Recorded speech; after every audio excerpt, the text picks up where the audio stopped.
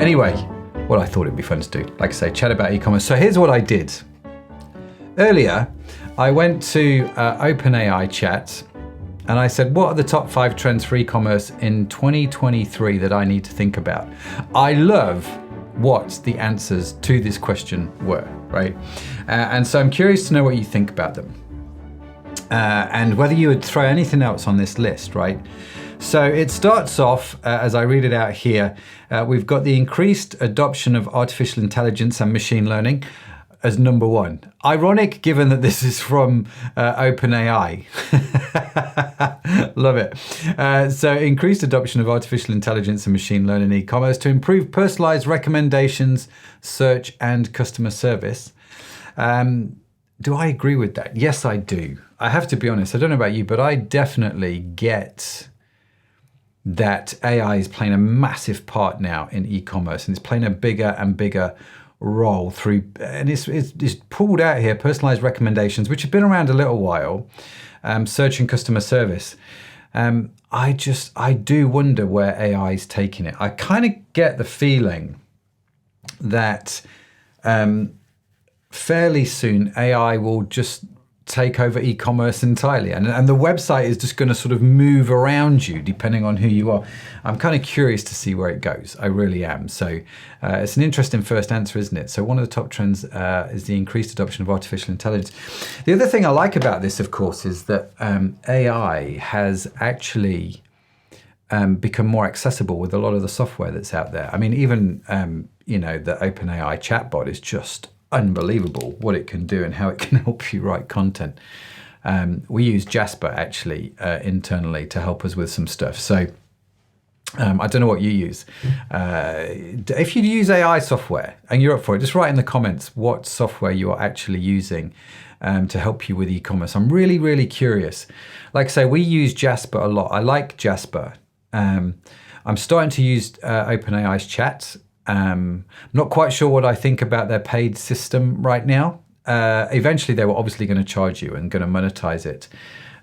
Is it a fad? Is it something that we can use in e-commerce? Curious to know your thoughts on that.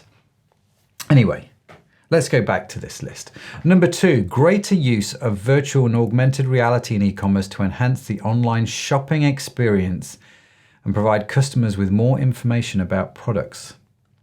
That's really interesting, isn't it? The thing that I love about this augmented reality, especially when it comes to buying things like furniture, is you can now, with your mobile phone, you can picture it in place, can't you, in your room? And, I wonder if that's going to work with the paint colour on the walls.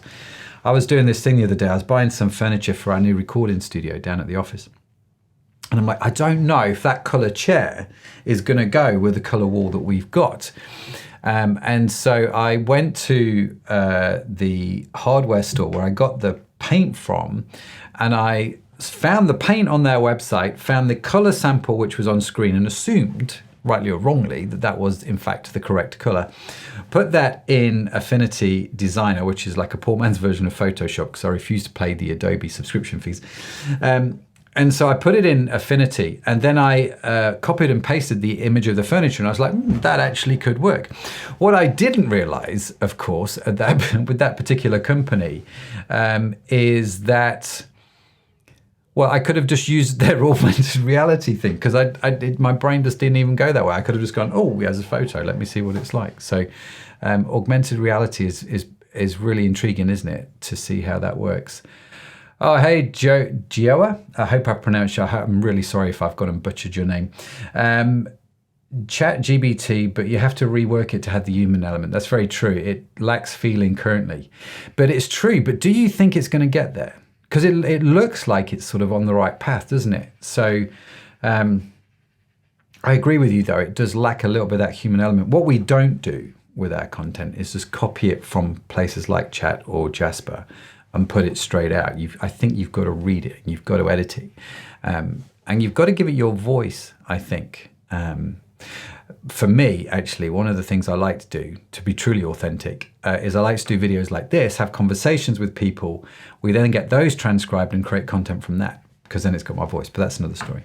Okay, number 3, continued growth of mobile commerce As more consumers use their smartphones to make purchases and access online stores. Well, it's always a bit dull and boring, isn't it, really?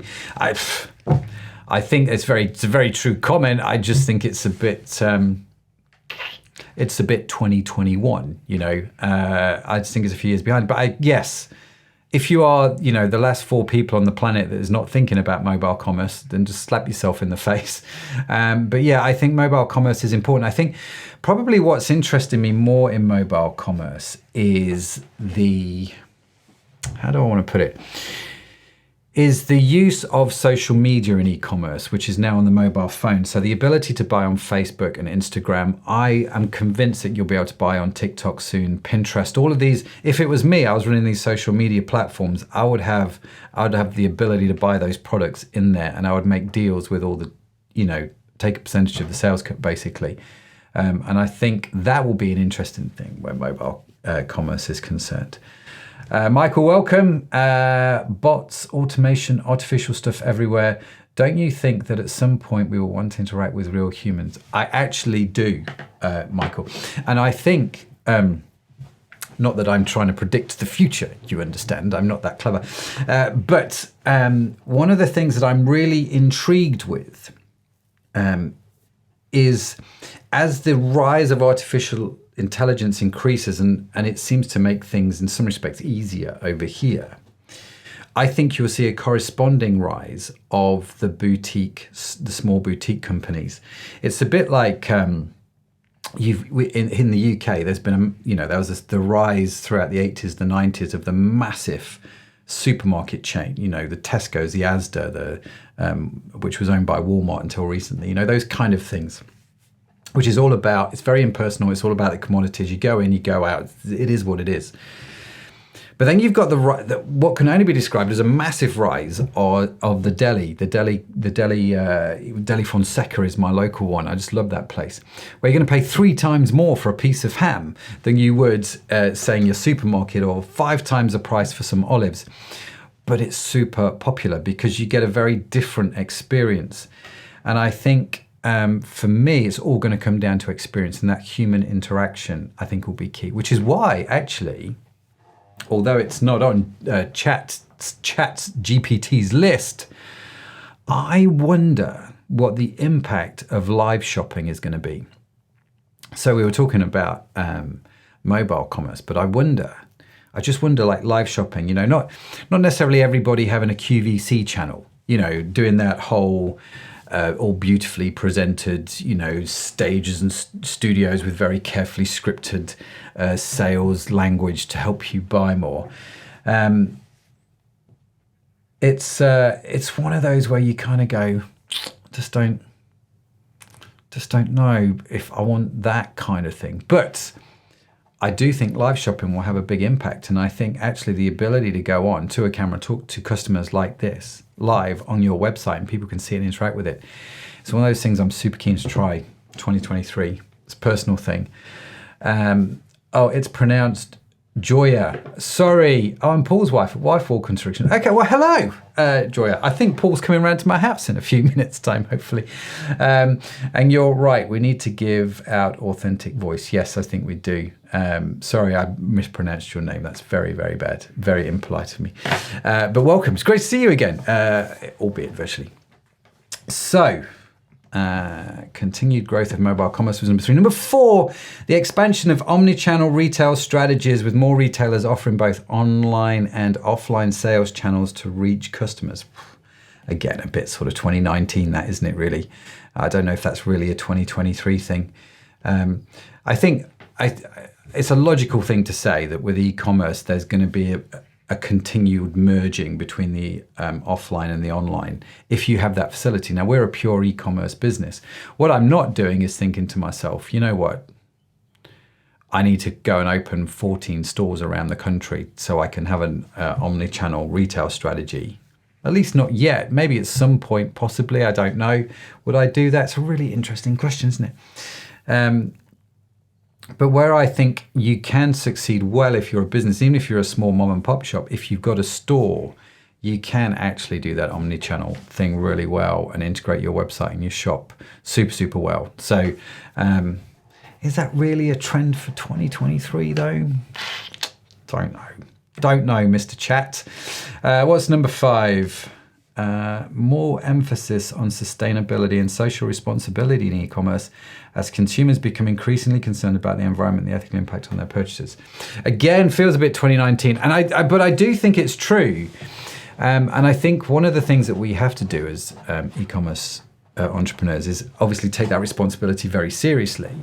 At the same time, we have to avoid that whole greenwashing thing. You know what I mean? That, oh, we're a super sustainable company because we gave $10 to this company over here, which planted 40 trees or whatever it was. I think there has to be an integrity behind it. I think otherwise you get found out. And people are a bit sick of being greenwashed. But that said, I do think we have to take sustainability very, very seriously.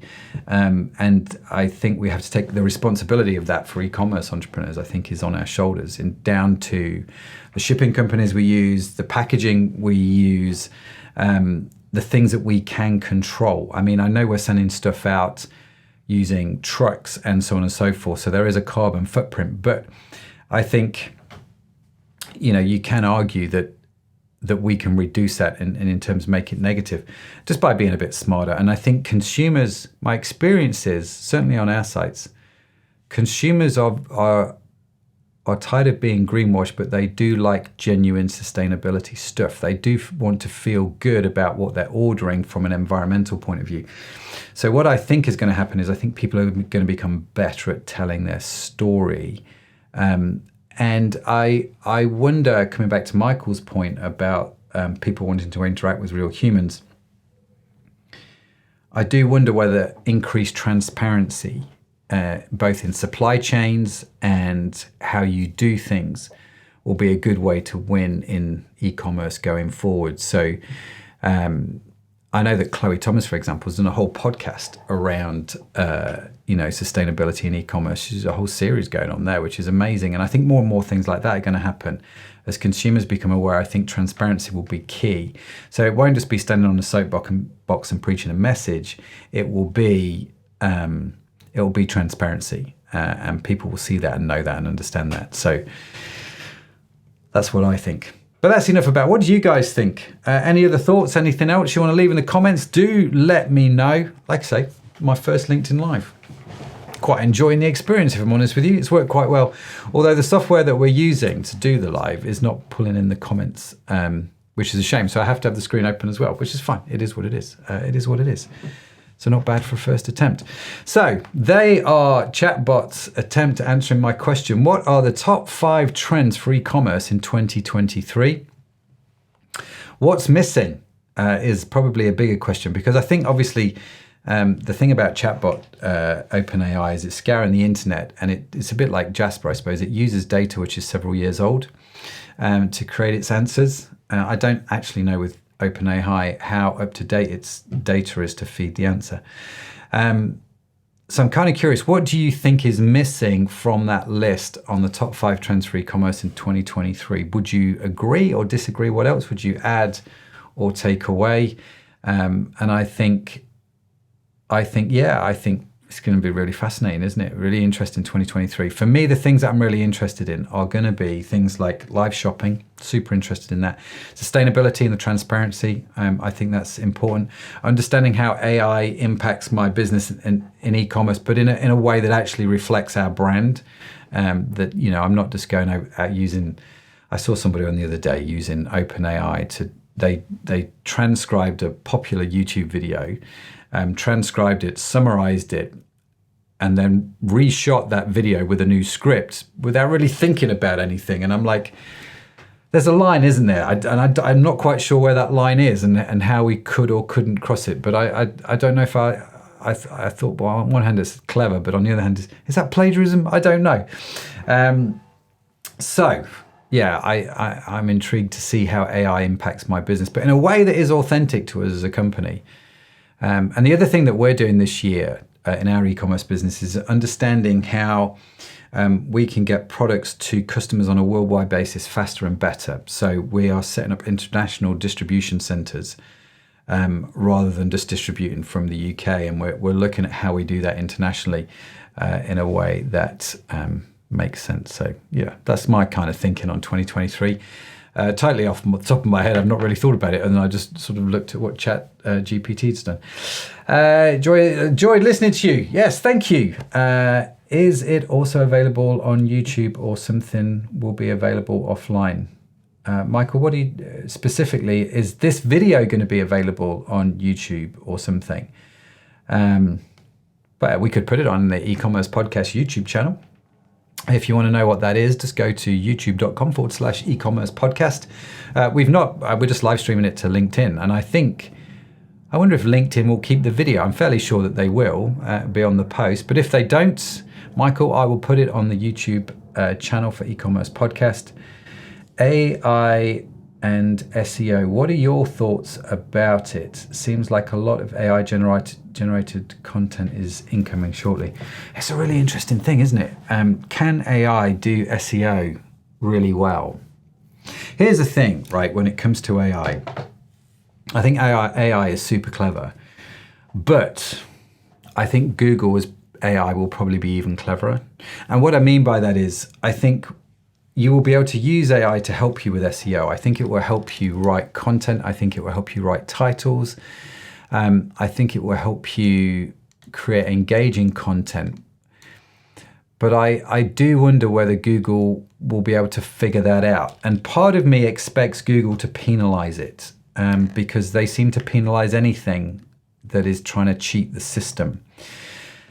There is that whole debate as to whether AI is actually trying to cheat the system or whether it's trying to enhance it. I mean, maybe that's the conversation for the next LinkedIn Live. But yeah, I think it's an interesting one, isn't it? I think AI will be helpful in SEO, but I think it will be a short-term thing, and I think Google will probably figure something out because that's what Google inevitably does. Unless AI is the end of Google, in which case, sell your shares, boys and girls. I don't know. Joya, I think universities will go bankrupt eventually. AI undermines every way they have to measure learning. That's a really interesting point, isn't it? I do wonder, there's a friend of mine, he's a lawyer. He's a barrister, and barristers are paid an awful lot of money to know case law, aren't they? And they spend hours poring over cases to make their argument. Your Honour, we think this should happen because this happened in whatever, X versus Y in 2022 or something like that. They know the case law. And so he's actively pursuing AI in case law. Can you use AI to read through cases and to write summaries based on past judgments? In which case, what's the role of the barrister in that? You've now got, you can go online and you can create an image which has, a three-legged dog on a stool in a pirate hat, with a pint of beer in its hand, and somehow the system will go, there you go, and create that image. So does that undermine the role of graphic designers? It's a really interesting one, isn't it? And I think you're right. I think AI undermines learning. I think they've got a big problem in universities now. Like, has this essay been written by a person or has it been written by AI? I think, which will be interesting, because do you try and control that? Do you say, right, every exam is now under lockdown conditions, there's no technology in this room, you use a pen and paper and we'll see how good you really are? Or do you work with that? And I don't know the answer. I really don't know the answer. And the whole conversation fascinates me to see where it goes. So universities are businesses too. Yes, they are. Really, really intriguing. And Sadaf's put in the comments here, youtube.com/eCommerce podcast. I'll probably call this chatbot's prediction of the top 5 trends for e-commerce in 2023. Oh, yes. And if you are watching this on YouTube and you've got this far, come and join us on LinkedIn. Follow me on LinkedIn, linkedin.com/in/Matt Edmondson. Follow me along there because we'll be doing more of these lives on LinkedIn. It's been great fun, actually. So I think I'm going to end it there. Wherever you are in the world, wherever you are watching this, at whatever time you're watching this, I hope you're having a good day. It's lunchtime here in the UK. I'm hungry. I definitely need to go get some food. My belly is going, feed me, feed me. So thank you for joining me. And remember, if no one's told you yet today, you are awesome. You have been created awesome. Yes, you have. Thank you so much for being with us. What's this? Maybe we should get Jasper to help with the title. Yeah, maybe we should. Maybe we should. I like that. Yes, you are awesome. Created awesome. It's just a burden you have to bear. I have to bear it. You have to bear it. Let's just remember that as we go through the day. Have a fantastic day, ladies and gentlemen. It's been great being with you. And if you have yet to subscribe to the e-commerce podcast, do check it out. If you're in e-commerce, just go to ecommercepodcast.net for more information. That's it from me. God bless you. Have a lovely day. Oh, Joyce, have a lovely day. Enjoy lunch. I will do, definitely. Yeah, it's going to be tasty. Awesome. Bless you guys. Bye for now.